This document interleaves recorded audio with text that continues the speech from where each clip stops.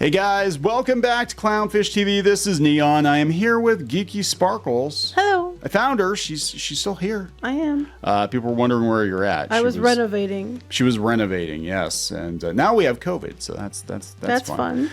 So let's talk about more fun. Agatha All Along, which is I'm tired of talking about this show, but we're going to talk about the numbers because it didn't do very good. It didn't do as well as the Acolyte, which means that commence the screaming, commence the yelling and the screaming and the wringing of hands from the people who are out there doing, change.org petitions and all that. Yeah, I mean, I don't know if there's going to be I'm going to be honest, I don't know if there's going to be as much outrage over Agatha underperforming. We already knew this show was going to be a one and done. No, I don't think there is. I think my look at it is the Acolyte people are going to be even worse now. Like, oh my God, they're just catering to the bigots. It's like, no, they're catering to the people that have the money, the way it's historically been. I think it's a multifaceted thing, which we're going to talk about. Yeah, well, we'll talk about this. It's like, look, I'm going to be honest. Do I think the show's the worst ever? No, I sort of kind of listened to some of it as Geeky was watching it, but it is absolutely positively a chick show. It's a chick show. Yeah, well, that's true. I mean, I've watched the first two episodes. I have not watched the third episode because I've been way too busy. But the first two episodes, it definitely, if you like WandaVision, you'll probably like this show. But as you've talked before, it's not very Marvel-y of a show. It's not a very Marvel type show. Well, she's not even the Agatha from the comics. It's more like a fun Halloween adventure that they had just used as a Marvel with some Marvel characters. Yeah, they're just slapping the Marvel label on shows that never would have been considered Marvel anything ever until they decided they want a bunch of middle-aged women watching Marvel shows. Right. And like I said, it isn't a bad show. Well, at least I saw it. I still have not seen the third episode. These shows seem to shit the bed by the third episode and then just progressively get worse. So I don't know how it's going to go yet. I haven't watched it. But the first episodes were not terrible. I mean, I think all these people having meltdowns about it and everything else. Oh my God, it's the worst thing. I'm like, it really wasn't that bad. But it's definitely a female leading show. It is what it is. And I can understand people don't like it. That's fine. But it's not the worst thing ever just because they don't like it. Here we go. I think we'll talk about this. Before we get into any further, please subscribe for more pop culture news, views, and rants. Guys, get woohoo if you do. Woohoo. Go out to Clownfish Minus if you just cannot get enough of us. Go to Clownfish Minus, join the non-plus club, 50% off your first month's membership. We got lots of merch out here. We're going to be adding more merch. Yeah, we're working on stuff. But I got samples of these hats coming in. That looks like a you hat. It is a me hat. I'm going to change my avatar and wear my own merch. I just shill everything. Why not? Everybody else does it, right? So, like, at least we haven't gone full coffee yet. Well, maybe we should do that. Anyway, Agatha, thought about it. Trust me. We have thought about it. Like, how much coffee can people drink? Everybody's selling coffee. Let's not be like everybody else. Anyway, so yeah, this is going on. Disney released their numbers. Now their numbers are the Trust Me Bro internal numbers, and they aren't really numbers. It's more like a view is total stream time divided by run time, and that's their view. Which is funny to me because it's their own platform. They should know how many actual views it gets, be it, a second or the whole episode. But they're going by this internal data, the Trust Me Bro data. And that should be, I swear to God, we're going to start a marketing company and call it Trust Me Bro Analytics. There you go. Trust Me Bro Trust Analytics. Me Bro. You should make a logo for that and sell it. Trust Me Bro Analytics. They supposedly got 9.3 million for the first two episodes over the course of a week. Yeah. Now, where the Acolyte fans are going to start screaming their heads off is because we know the Acolyte has been canceled and it had 11.1 million views for the first 5 days, not just a week. And this is after they put Agatha Along on Roku because they were given that free episode and that's trying people over there to watch it, which I knew wasn't going to meant it was probably they weren't expecting it to do well because you don't give those away unless you were expecting it not to do well. And then like Ahsoka, for example, outperformed it significantly, but 14 million views in its first 5 days. They're like, oh, it's not that bad. It's not great either. No, they have to be looking at this like, God, literally they could have just called it like, bitches and witches and it probably would have done just as well. because, at least then I don't think you would have all of the expectations. Yes. I think that's one of the biggest problems right now that Disney is having with Marvel and Star Wars is that they're taking historically male brands and they're trying to feminize them.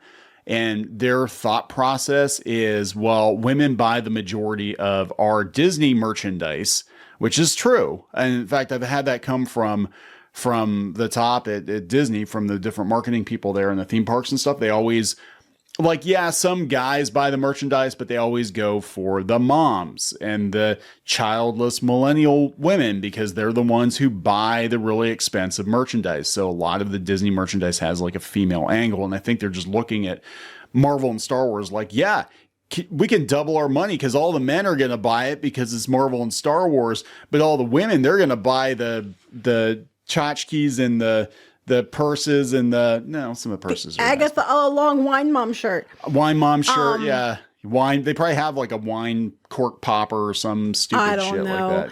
I'm just like, it is what it is. But what I want to focus on is the fact that it didn't even make the top 10. No. On Samba. And like you said, people were saying, well, the Penguin supposedly had that many people watching the first episode. But again, it's the Trust Beeper analytics, where Samba is actually just taking it as a general overview. And they're not saying this is what our internal data is. You know what I mean? Yeah. Yeah. It's weird because I'm hearing people say the Penguin didn't do that great, but it's number one on Samba. So what I'm saying? I don't understand. A lot of times there's a disconnect somewhere. There's a disconnect somewhere. Yeah, it's not standardized. I think we need to have standardized analytics for streaming shows. They don't want that because then everybody will know exactly how well they did. And then they don't want everybody to know. They want it smoke and mirrors, muddy their waters, that kind of stuff. So you can't actually get a straight answer. But according to Samba, this is for US only. Yeah. But according to their overview, it didn't even make the top 10. Yeah. Now they've had the Acolyte in the top 10 before. So you can't be like, well, Samba TV, because, it's never accurate or is always accurate. It's not. But the Acolyte showed up. So. Yeah, they don't have a lot of Disney anything. They have one Hulu show. Netflix is dominating. Netflix is dominating everything. I think a lot of people now, especially, and this is a pretty good indicator that they are freaking out, I think, because they're going to have to give their end of year report. And this is the year that Disney Plus was supposed to be profitable. And from where I'm sitting, all of the deals and the drop off in viewership for these shows, I think there's some panic at the House of Mouse. Yeah. And I'm sure we're going to get some smoke and mirrors at the investor. Oh, they're going to be like all of streaming, all the Hulu stuff, all the Fox stuff, all the whatever, all of that. We're finally kind of sort of profitable if you squint and tilt your head a little bit. Look that way. And look that way and trust me, bro. Yeah. Interestingly, though, I think Netflix was doing some kind of thing where they were meeting with different agents and different stuff that they were actually going to try to be more transparent about their numbers. I don't know if that would be to the public or to the behind the scenes people in Hollywood. Advertising. But yeah, they were trying to be a little more transparent about that. Unlike, other people who, we don't give individual numbers anymore kind of thing. But my takeaway from the numbers for Agatha All Along is it didn't do terrible. Again, it's a different demographic than a regular Marvel show. That being said, The Acolyte did beat it as far as viewership. But, here's the big but. It's a bigger but than we thought. The Acolyte cost... Is it naked? No, but The Acolyte cost significantly more than Agatha All Along. Now, the thing with this data is that we can guesstimate. There's people who can guesstimate how much they think something costs. But until the actual filings are out there, tax documents, etc., you don't know for sure. Yeah. Until there's a final, here's what we are. They usually bury it under some fake name. But until you get the documentation, you don't know for sure. So people make estimated, educated guesses the best they can. Apparently, The Acolyte cost, I think, $50 million more than what people thought. But of course, people weren't going to know that until they saw the filings. So it wasn't because people were brilliant experts over other people. It was just no one knew for sure until the filing came out. And now with Agatha All Along, the estimate is about $100 million, which is significantly less than The Acolyte by more than half. However, it's probably going to be more than $100 million when the tax documents and things come out. That's normal. Everybody has an idea in its head, but until we see the final numbers, we don't actually know. So I am wondering with these shows, right? There's definitely something going on. There's something going on. It's either a tax incentive or something. I think they spread. I mean, this is just a personal. This is a guess on my part. I don't know for sure because I saw what they did with Ms. Marvel and they spread it out across multiple platforms, I think, to eat up the cost of the show. But I think they're using the money allocated for, say, the Acolyte, maybe for other things like, okay, well, we'll just say the Acolyte was, $200 million and go build a bunch of props or whatever for our next movie. So it doesn't cost as much and just put it to the bottom line because Disney does this all the time. They do. A lot of companies do this all the time. Well, that's one of the things that Chapek got in trouble for, apparently, was that they were shifting money around. Like, they were debuting things on... It was a Disney Plus show, but they debuted on Disney Channel so they could charge it to the Disney Channel budget, not Disney Plus budget. But I don't think they go as far as that now. Oh, hell, the government does it. The U.S. government. Oh, it's $2,000 for a toilet. Trust me, bro. Yeah. Verified by Trust Me Bro tax auditing services. Oh, how many services does Trust Me Bro have? Yeah. I'm just saying, it doesn't mean... The reason the Acolyte's probably gone is because the first couple episodes did well-ish, but it did drop off. And towards the end, it wasn't even showing up in the top 10 lists. And like, it's not like Andor, where the beginning wasn't done. It wasn't that great, but by the end, the viewership went up. The viewership obviously went down episode after episode on the Acolyte, and that's provable. Sorry if you get pissed. I don't care. Facts, not feelings. It is what it is. And the show cost a shit ton of money, a lot of money. So that's why they're not doing a season 2. It just was not financially feasible. The Roy wasn't there. It doesn't make sense. But they're going to start screaming and wringing their hands and being like, well, the Acolyte did better than Agatha All Along. Well, Agatha All Along wasn't, I don't think, having a second season either. No, I don't think it was meant to, though. Yeah, I don't know where that came from. This is my understanding. My understanding is that the WandaVision saga is going to be 3 separate Disney Plus series. It was going to be 1 season of WandaVision, 1 season of Agatha, and then Vision Quest.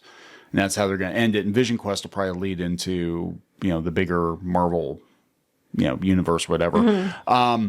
And they did have parts of the Vision Quest comic series, because that was actually my very first introduction to Avengers. West Coast Avengers was Vision Quest. So I was like, oh yeah, I recognize the scene where they have them all dissected and all that. And so but that one's going to be run by Terry Metalis, and it's going to have Vision in it. And it's probably going to be more dude focused. So it's probably going to do a hell of a lot better, I think, with the Marvel audience. But yeah, I mean, I can't say the show, from what I saw of it, was terrible. It clearly was not for me. And if it was called something else, it would have been the same. You know what I'm saying? It's like Charmed or Practical Magic or any of those, I didn't hate it, but I haven't seen the 3rd episode because I'm like, I know these things start out one way and they end up going another. So I'm not holding my breath. But so far, I didn't hate it. But I think I'm more the target demographic than you are for it. And I liked WandaVision. Yeah. And to me, I didn't hate it. I'm sorry. People get mad about it. I don't care. I didn't hate it yet. But I also understand that there are still another 6 episodes I haven't seen. So a lot can happen between episode 2 and episode 8. Just saying. I'm like, if they want to do all that, if they want to do all these female-focused Marvel shows, they have the multiverse. They could have the Vaginaverse. It could just be all the gender-swapped Marvel characters and all the... It could be the... No, but see, here's the thing that makes me mad about that. Is because a lot of women don't want gender-swapped characters. Like... I don't want gender swapped Captain America and gender swapped or race swapped or whatever, Iron Man and everything else. Captain Veronica now. I like those characters. I like America's ass. I mean, that's what, as a woman, there's a stupid mindset where if it's for a female audience, it's because it has to have a lot of women and lesbians or whatever. And it's like, but that's not true, because women like to look at guys too. I mean, one of the reasons that the Acolyte did well was they played up the guys being, the sex symbols more than the girls. And I think that you won over women that way, because they're like, oh, we're going to objectify men because it's okay when we do that, but heaven forbid you objectify a woman, which I think the double standard is hilarious. But I'm just saying, women like to see men too. You know what I mean? It's like, I'm tired of hearing that it's all women. That's how you appeal to women. That's not true. into we like good stories also. we could have another Scarlet Witch into the vagina verse of menopause or something. You know? What there's a jump, okay? I don't know. Menopause? No, Who I don't wants to watch that? Nobody. And it's not going to do well on Disney Plus either. I'm just saying. No. What I'm saying is like, I'm actually, now that I think about it, I'm serious. If you Disney, instead of trying to turn male brands into female brands, just create a female offshoot that appeals more to women. It could even be a totally different like superhero universe, but it's definitely like a more female focused. You know what I'm saying? Instead of trying to take something that, and I know you're looking at me like that's stupid, but I'm like, no, I don't think it's any dumber than trying to take a male franchise and change the audience. You can't do it. You know, like K-dramas are incredibly popular. You watch a lot of K-dramas. Some anime incredibly popular with women. You just create something new. Or there was a female audience for Marvel stuff before this. And they had no problem selling purses and you know the stuff you say women buy and all that crap for the other stuff. They sold like crazy before because they just had good stories that happened to have, you know, female and male characters, and the women were there because some of the dudes were hot, you know, and the stories were good. You didn't have to change anything. No, I'm not talking about. I'm just saying, like, if they want to keep doing where they keep like gender swapping characters. Yeah, and that's just no. Let's be honest. What that's about. Let's be honest. That's not about appealing. They claim it's about appealing to another demographic. We all know that that's not what it's about. No, I know that. Let's be honest. But that's not what it's about. But I'm saying if you're dead serious about it, you create another pocket universe or whatever. You do whatever the fuck you want. And you let it succeed or fail. It's not supposed to be a pocket universe. Well, we're bigger than a pocket. You let it succeed or fail on its own merit. Same with the Marvel comics. Like you want to do 2015 Marvel, you could always spin it off into another universe and say, look, this is the diversity But they don't, because it won't make any money. Well, exactly. I'm giving them an out, though. You get your whole universe to do whatever the fuck you want to do with it. And you can see if you can build your own audience, and you can see exactly how much, oh, okay, now we see what the truth is. The truth is you don't have enough confidence in this shit without attaching it to the pre-existing male-dominated franchise. Oh, Captain Marvel, all I'm saying. Yeah. It wasn't, people didn't think they had to watch it before Endgame. Yeah. And then, then when they realized that you could step right over Carol, everybody did. And then the Marvels, you know. Yeah. So I don't know. It is what it is. I just expect my takeaway from the numbers isn't like how well the show did or didn't do. My takeaway from it is going to be that it's going to reinforce the Acolyte people, and they're just going to start screaming even more. Yes. Because they're going to, but the story isn't just the numbers. The story is the budget. The story is the viewership might have started out one way. Doesn't mean that just because it started out that way, it ended up that way. You know, there's a lot of factors. It's a many faceted thing. It's not just a straight line. The story is, especially not that show. Oh God, the story is 10 years from now, nobody's going to remember this shit. I forgot Echo existed until literally just now. I forgot about that there's that Echo show. I never watched it. Forgot that existed too. So we're going to wrap this up. Yep. Please subscribe. We'll talk later. Bye. Join the reef. Go to clownfish-.com. That's clownfish-.com. You will get exclusive access to podcasts and videos and comic strips and more, as well as merch discounts. Check it out. If you were a member, you could get this t-shirt, this dismal t-shirt on our website. You'd get a 10% discount on that. You can also join in the community on clownfish-.com. Thank you so much for the support.